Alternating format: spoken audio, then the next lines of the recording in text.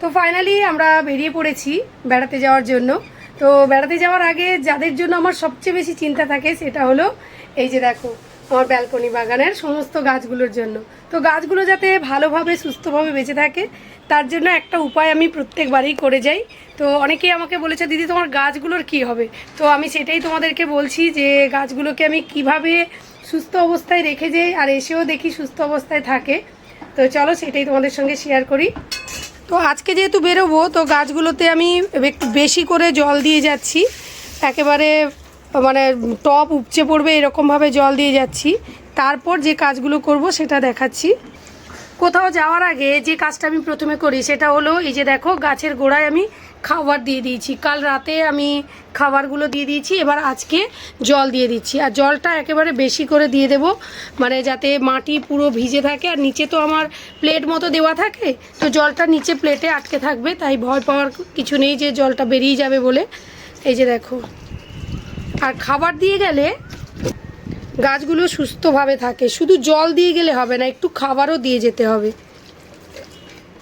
খাবার বলতে আমি এখানে নিম খোল দিয়েছি, আর সর্ষে খোল দিয়েছি, আর ভার্মি কম্পোস্ট দিয়েছি। আর ফাঙ্গাসের জন্য আমি সাফ দিয়েছি যাতে ফাঙ্গাস না হয়ে যায়।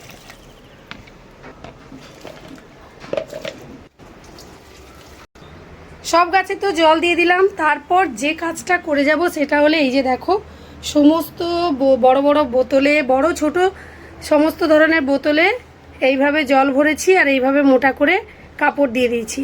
এবার দেখো কি করব। এই যে দেখো এই বড় বড় বোতলে জল ভরেছি, দিয়ে এইভাবে বোতলটাকে উল্টে গাছের গোড়ায় রেখে দিয়ে যাবো।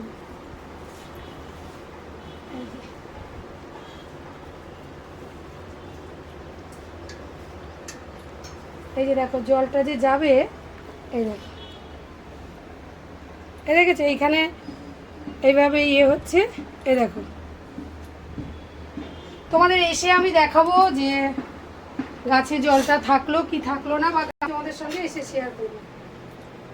এইভাবে আমি যখনই বেড়াতে যাই এইভাবে গাছের গোড়ায় বোতলে জল ভরে রেখে দিয়ে যাই যাতে গাছগুলো জলটা পায়।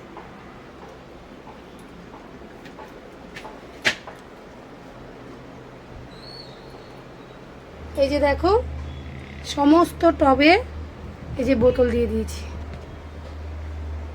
কত লাগেজ হয়েছে দেখো। এটা হচ্ছে জুতোর ব্যাগ।